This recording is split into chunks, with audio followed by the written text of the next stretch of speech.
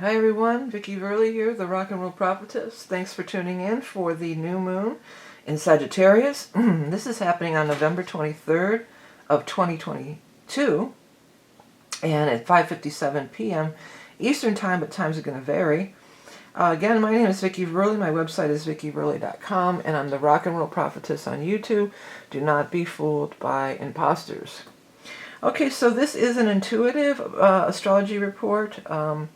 I do start with astrology as a jumping off point, but I definitely color outside the line and get messages and downloads throughout the reading. And it's geared, a lot of times geared towards Ascension, especially with Uranus, with the North Node here. But let's get into it. So here it is, this new moon in Sagittarius. And we have Mercury and Venus in Sagittarius. So we're bringing on the Sagittarius energy. We're bringing it in. And it's a breath of fresh air, I feel like. You know, it's lighter. It's happier. It's not so serious, and all the eclipses and the Pluto stuff and all this, this heavy duty. We've been in some heavy duty energy changes. And this sun moon thing, this is, the new moon in Sagittarius and the Sagittarius energy, this brings in a lighter side. This brings in a brighter side. It's like somebody opens the curtains and brings the light in, and it's a new day and we have a bright, fresh new outlook on things.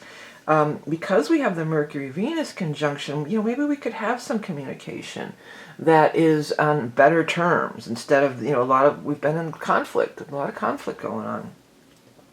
Maybe we can find a resolution. Maybe we can find a,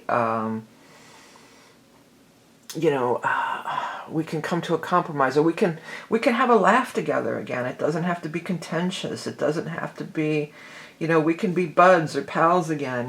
We can hang out, and it could be friendly and fun, not necessarily, contentious.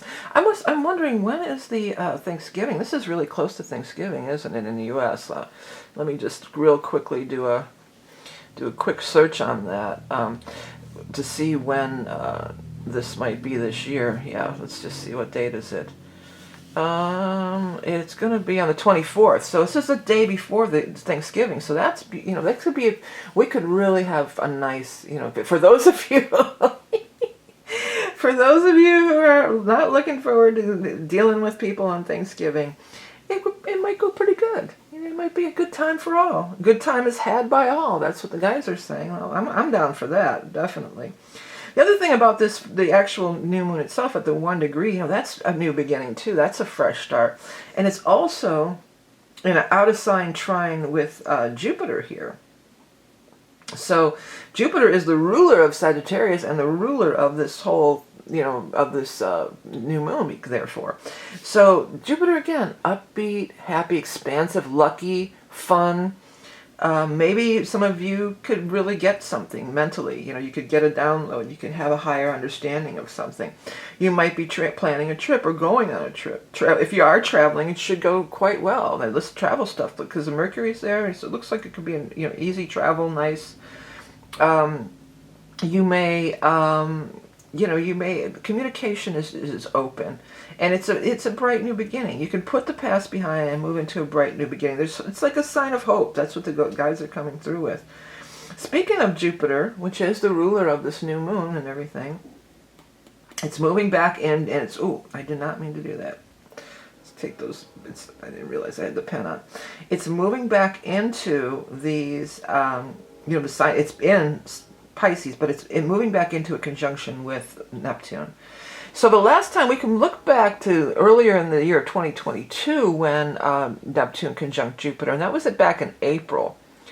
So there could be things coming back around from April of 2022 that are kind of resurfacing or coming back around. For any of you, I know a lot of creative people do watch my channel. Any creatives out there, this could be really cool for some kind of creative project because of the whole Neptune thing. That's, photography, film, music, it's creativity out the wazoo here. And then you've got the Mercury-Venus, also, creativity again.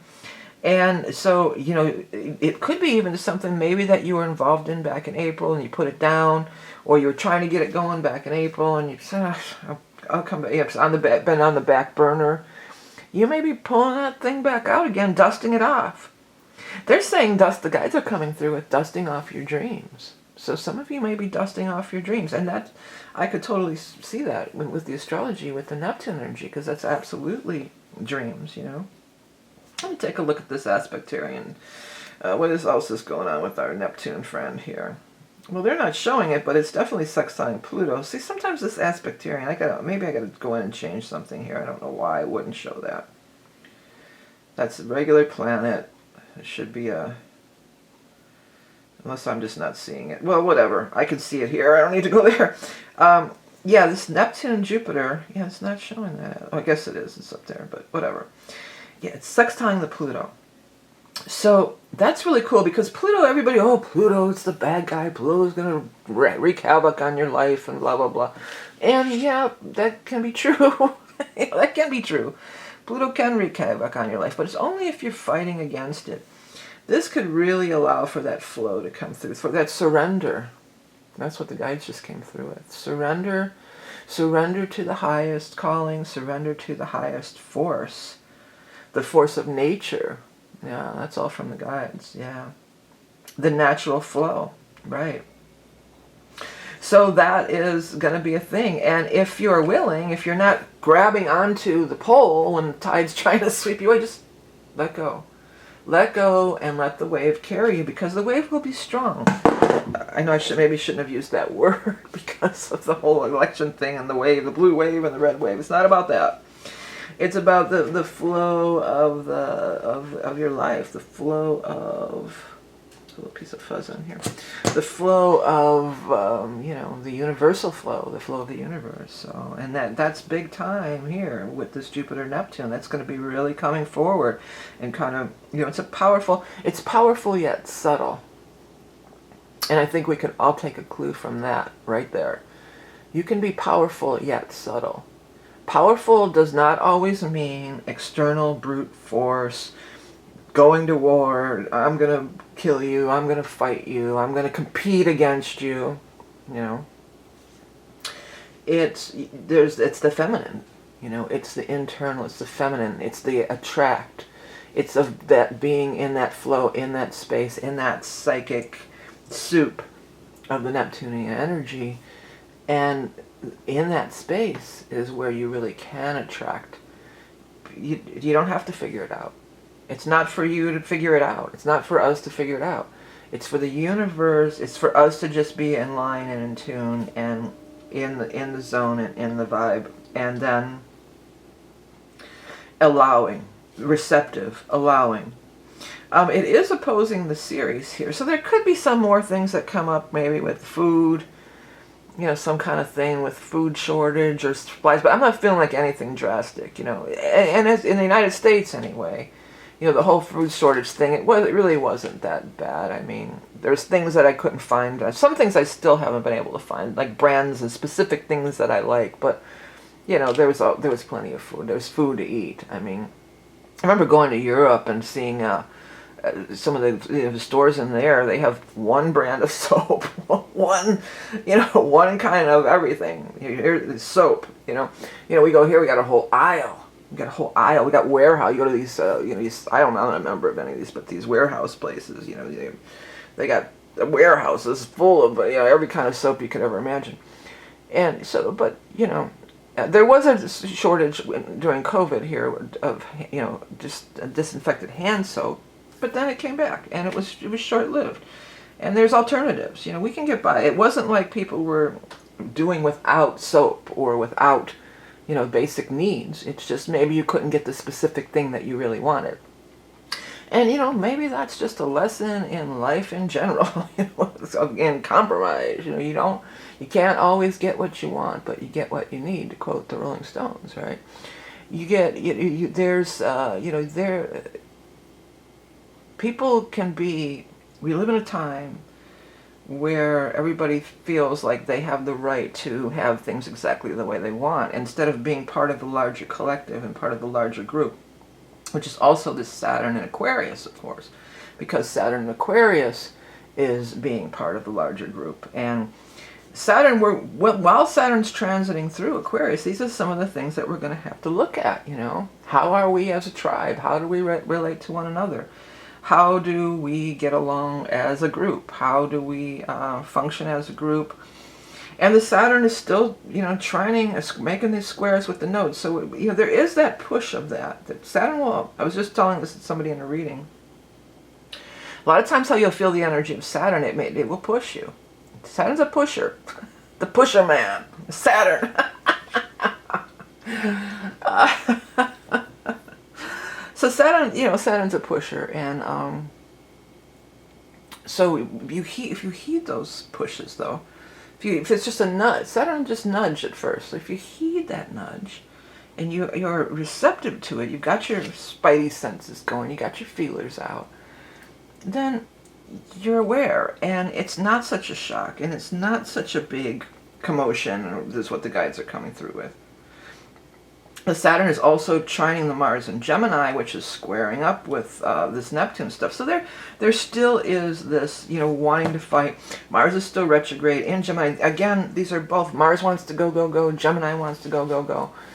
So neither one of these energies like being stifled in the retrograde position here, or being stifled by this big watery wave from the Neptune, Jupiter being so strong.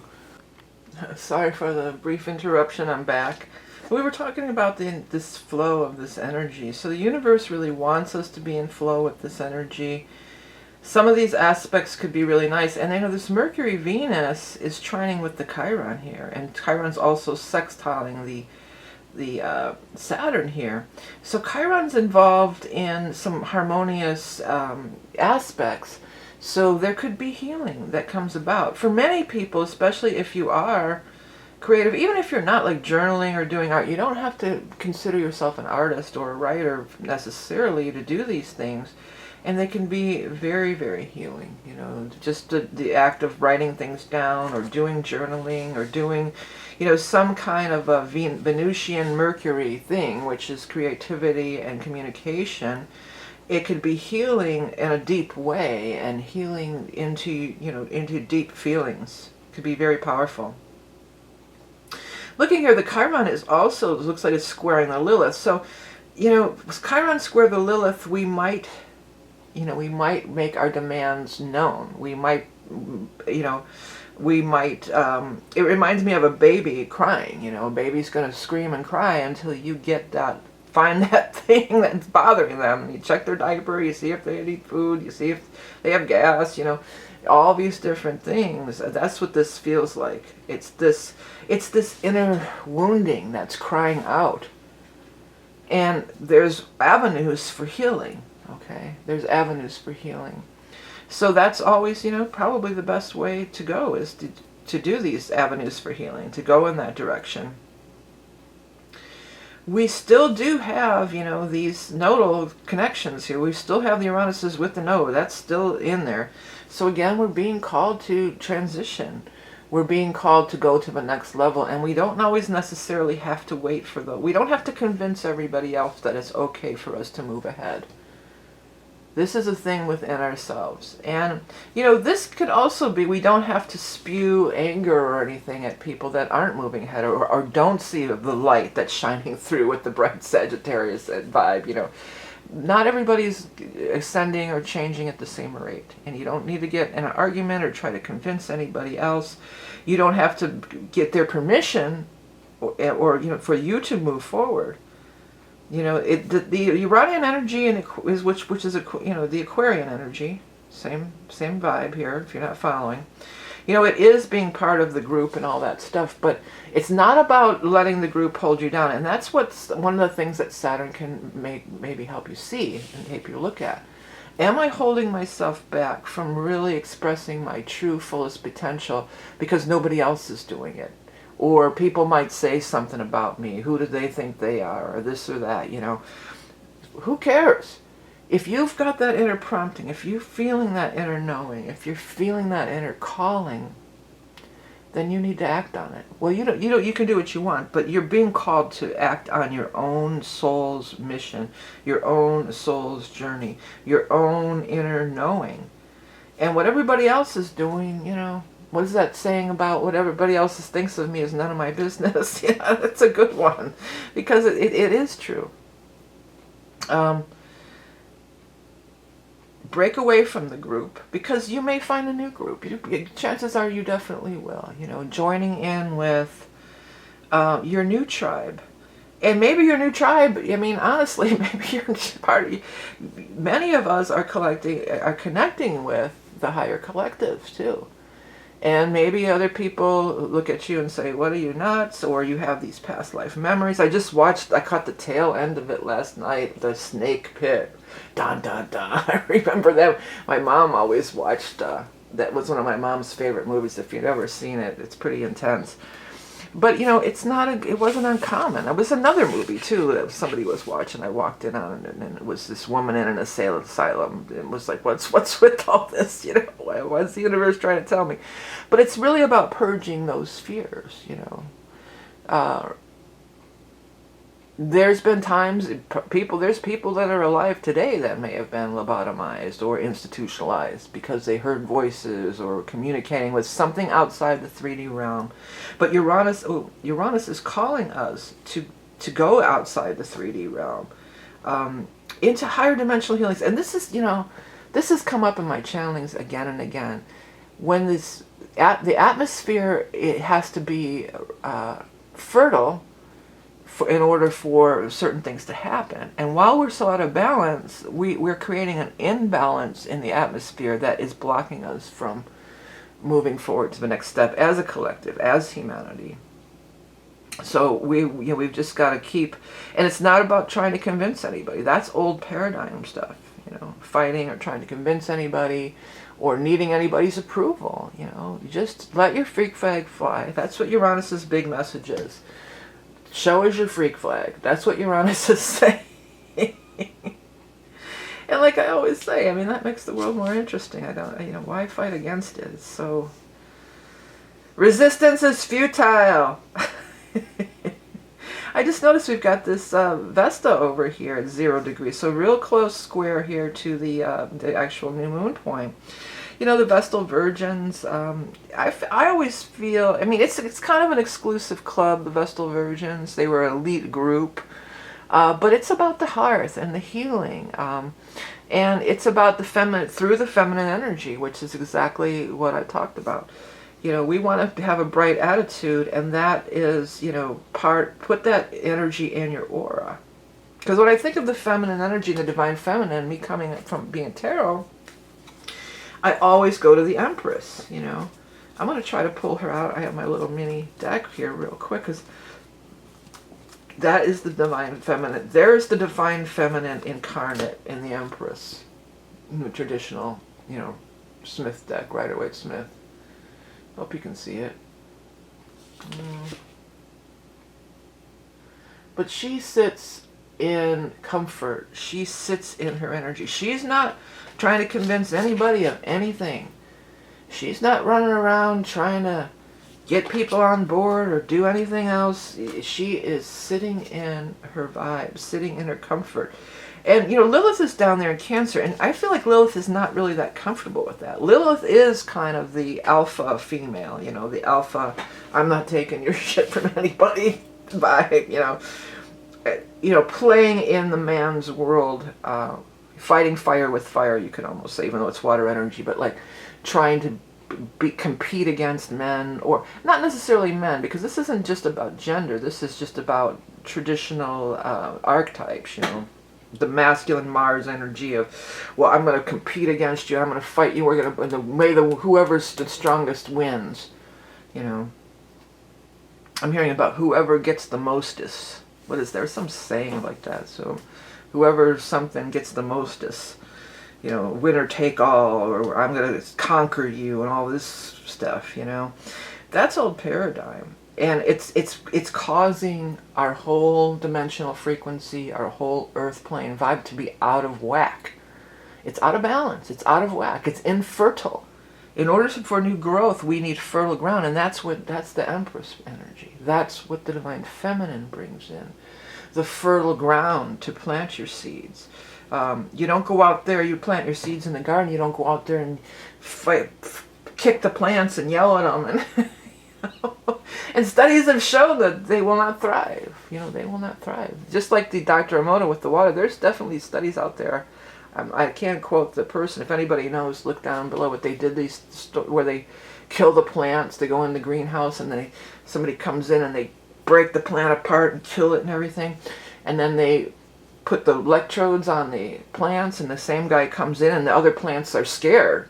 They said, because they know that there's this danger here. It's that the plants don't thrive and people don't thrive, and we're all under so much stress. Again and again, my guides always say tune to nature. And my third book's going to be coming out. I'm putting it off a little bit till after the first of the year. I usually release it around this time of the year, and I'm just like, why am I piling one more thing on my load of work to do at this time of year? Because I have the year ahead readings, and I have all this, plus the regular holiday stuff that everybody has to do, and so I'm gonna release it after the first of the year. But in the third book, we talk a lot about, I'm getting visions, and I'm seeing, they're telling me about these different worlds that do exist, and all of them live very simply and very close to nature. So, we think we're so advanced with all our stuff, our technology and this and that. And really, that we've got a long way to go. And so let's just start going there. We don't need anybody's permission. We don't need permission from our peers. We don't need permission from the government. We don't need permission from anybody. We just have to get in our vibe. And this is a thing, it can, with the Neptune and the Pisces and all that, it can be, it's like your spiritual practice. It could be a very private thing with this 12th, Pluto, Neptune, that's 12th house energy. It could be a very private thing that you don't tell anybody about. But it's definitely doing the inner work. It's doing the inner work. But the Sag is outward too. But, having fun over the holiday season, socializing, having fun, bringing bright energy, making spirits bright is what the guides just came through. Another music quote, what fun it is to ride and sing a sleighing song tonight. It's Jingle Bells, yeah. So let's do some more of the Jingle Bell Rock energy and less of the, I'm going to fight you, this and that, let's doing battle. Because I was going to equate it again to that sports mentality, because that's what it is. People who have gotten into politics because they see it as another sport that they can participate in, and it's not a sport, okay? We got to get real about how these things are affecting the collective. Saturn wants us to get real about this. This isn't some messed up game. I'm a diehard this fan, and you just, no, that's not what it's about. But although, when I was thinking that and was about to say it, I realized Sagittarius does rule sports, I believe. Well, I don't know if it rules. I think 5th house, Leo, rules sports. But Sagittarius are athletes, sports. I equate that. There's definitely a tie-in from Sagittarius and sports, too. But it's not that sports are bad, but athletics and, testing your body and pushing yourself further, because that's what we're doing with our spiritual too. We're working those spiritual muscles, and we're progressing and, going forward and forward to the next step. That's all well and good. And, being a good sport. A lot of people just aren't good sports, And politics aside, I was just thinking about this because I was thinking back on all my days in my parents' bar and that, like, people on the pool table and stuff. I was always, I shoot a halfway decent stick. Back in the day, I definitely did. I did a little hustling myself, but I don't play anymore. But anyways, some people, you play them and you make a really good shot and they are pissed. They just get pissed, and they're poor sports, and they're, they get very, and then other people, like my brother who was a Sagittarius, he and I, we'd shoot pool. We did all different things, whatever kind of games we used to play. We used to, play tennis and different things. But we always spurred each other on. There's such a thing as healthy competition. It's like, and that's how these, like, world records are broken too, the 3-minute mile or whatever the hell. I don't know the exact names of these things, but it seemed impossible until somebody did it. And it's like, oh wow, you did that? No shit. Let me try. If they can do it, so can I. Through inspiration. somebody, you know, it's always, and again with the musician thing, it's always more fun to jam with people that are way better than you than it is to jam with people that aren't as good as you, because it calls you to step up. It calls you to move to the next place. You know, so focus on, and this is a thing too of that focusing on the whole law of attraction, of focusing on what you do want. Noticing the things you do want, interacting with the things that do excite you, that do advance you, that do expand your consciousness in your mind, that you do learn from, that you're learning new skills and aspiring towards. Go for inspiration, not, you know, aggravation or conflict or scarcity. That throws you right into the scarcity mode, you know, and that's, and I know it can be hard. We all are, it's a tricky thing here. It's a tricky thing we're dealing with. It's not, it's easier said than done in some cases, but, you know, even a statement like that is putting up a blockage. We got to watch our words, watch our thoughts, turn to the positive, because it's available here with the Venus energy. It is available. And there's a chance to really shine your light bright and shine forward and move forward in whatever it does. You don't have to be moving forward on the spiritual path like the things I'm talking about. You can be moving forward in whatever path, continuing your education, big Sag stuff. That's big time Sag energy. On whatever level, learning a new skill, picking up that thing that you always had this inkling towards, or you always had this wanting to do thing with it, and then, you know, finally saying, I'm gonna do it. I'm gonna take that class, or I'm gonna buy that thing, and I'm gonna learn how to use it. I'm gonna watch some YouTube videos. Watching YouTube videos for sure with the Neptune here. I mean, but isn't that true with so many things? I mean, anymore, you know. Anytime I want to learn a new software or learn it, like this is Procreate. I'm learning Procreate. I'm watching YouTube videos. I'm not gonna go take a class. I'm not leaving the house to learn it, and I don't have to. Did that just move? I have to watch the video back. Did that thing just move on its own? That was weird. Anyways, but you know, new technologies, using these new technologies, because like for me, you know, the directions are always like stereo instructions. I guess I mean I was always a good reader, but for some reason trying to read these booklets that in the old days when you had to do that, it was just like, oh, it was so hard to understand. And just for me, I'm a visual learner, I guess. When I see somebody doing, that's why I love watching the YouTube videos. They show me how to do it. And then it's like, oh, okay, I understand. I can do that. But I'm trying to read the direction how to do it. It sometimes can get muddled. So these are these new things that we are striving for, and the new improvements, and that can make our life better and bring about like more happiness. And Jupiter is the luck planet, and it's the attractor planet. And this is the reason, again, I bring it up, because Jupiter rules this whole deal. Jupiter rules Sagittarius. So bing, bing, bing, bing, bing. All the main players are here in this Sagittarius new moon are ruled by Jupiter. Jupiter is about attraction, expansion, expanding your aura to reach out and include and attract and make contact with the things that you want, that you feel maybe are outside of your reach. Instead of fighting, they don't deserve it, why do they have it and I don't, blah, blah, blah, this and that. Expand. We're being called to expand. That is clearly a thing, okay? All right, well, I hope everybody does who celebrates Thanksgiving and has a happy Thanksgiving. There's some things that are going on here, for sure. That's, you know, there's still the Mars squaring and all this stuff. But this is this is the vibe of the day. Or at least this is the vibe of the day that we can strive toward, you know. Sometimes, you know, and it can be hard if somebody's just adamant that they're going to start a fight with you. I mean, I've had people like that, you know. But, you know, usually I'll just try to deflect, you know, okay, well, give them a compliment, or let's talk about, change the subject, you know, talk about something fun and happy, you know, change that subject. But if they just keep pounding and pounding and pounding at you, sometimes that's when it gets, you know, other people may not, you know, they don't know what to do with that. This is the way we've always interacted, you know, and if it can be hard to break patterns of interaction with people. But I feel like with this vibe, there could be another road. You know, we always interact in this way, and then if you like it's like you're hitting a ping pong ball back and forth, or pong, like the old video game pong, tong, tong, tong, the ball's just bouncing, bouncing, bouncing. If you move over here, then it's just like, oh, wait a minute, I've got to change. They've got to change their trajectory, their direction, because you're not bouncing it back anymore.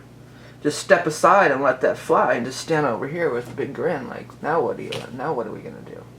I don't want to do this anymore. So now, what's the new way? What are we gonna do now? How could it be different? Maybe we could, do something, fun. Do something fun. Play a game. Interact. Do something creative. Make decorations. I don't know. What's the day before? So let's, break out some decoration making things. Break out what was my kids used to be, the colored paper and the glue sticks. Break out the glue sticks and let's start making some chains, man. Forging new, that's what they were showing me, the guys, but I think maybe the message is like forging new chains.